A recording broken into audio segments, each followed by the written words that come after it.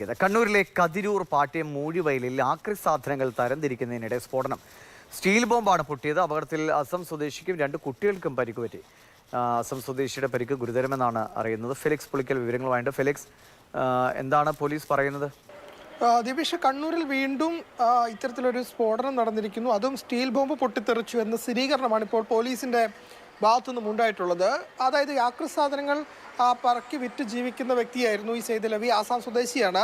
ഈ ആസാം സ്വദേശിയായ ഇയാൾ സൈക്കിളിൽ പോയി ആക്രി സാധനം കൊണ്ടുവന്ന് ഇവർ താമസിക്കുന്ന വാടക വീടിന് സമീപത്തായി ഇത് തരംതിരിക്കുന്ന സമയത്താണ് ഇത് സ്റ്റീൽ ബോംബായിരുന്നു. ഇത് അറിയില്ലായിരുന്നു ഇതെന്താണെന്ന്. അങ്ങനെ ചുറ്റിക ഉപയോഗിച്ച് അടിച്ച് തുറക്കാൻ ശ്രമിക്കുന്നതിനിടെ അത് പൊട്ടിത്തെറിക്കുകയായിരുന്നു.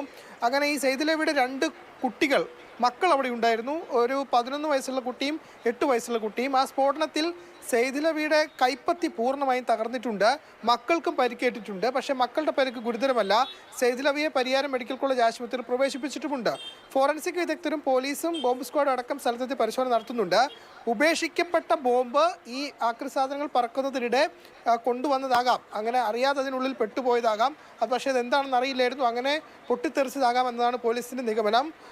രാഷ്ട്രീയമായി നേരത്തെയും അക്രമ സംഭവങ്ങൾ, ബോംബ് സ്ഫോടനങ്ങൾ ധാരാളമായി നടന്ന ഒരു ഇടമാണ് ഈ പാട്യം അടക്കമുള്ള തേക്കുന്ന് അടക്കമുള്ള മേഖല. അവിടെയാണ് വീണ്ടും ഇത്തരത്തിലൊരു സംഭവം ഉണ്ടായിട്ടുള്ളത്. അതായത് ഇപ്പോഴും ബോംബ് നിർമ്മാണം നടക്കുന്നുണ്ട്. അങ്ങനെ ഉപേക്ഷിച്ച ബോംബ് ഇവരുടെ കയ്യിൽ കിട്ടുകയും അത് ഈ ആക്രി വിറ്റ് ജീവിക്കുന്ന, അതായത് ഉപജീവന മാർഗമാക്കിയ ഒരു വ്യക്തിക്കാണ് ഇപ്പോൾ കൈപ്പത്തി തന്നെ നഷ്ടപ്പെട്ടിട്ടുള്ളത്. ശരി. ഗുരുതരമായി പരിക്കേറ്റു. കൈപ്പത്തി നഷ്ടപ്പെട്ടു എന്നാണ് അറിയുന്നത്. 2 കുട്ടികൾക്കും പരിക്കുണ്ട്. ഫെലിക്സ് ആണ് വിവരങ്ങൾ നൽകിയത്.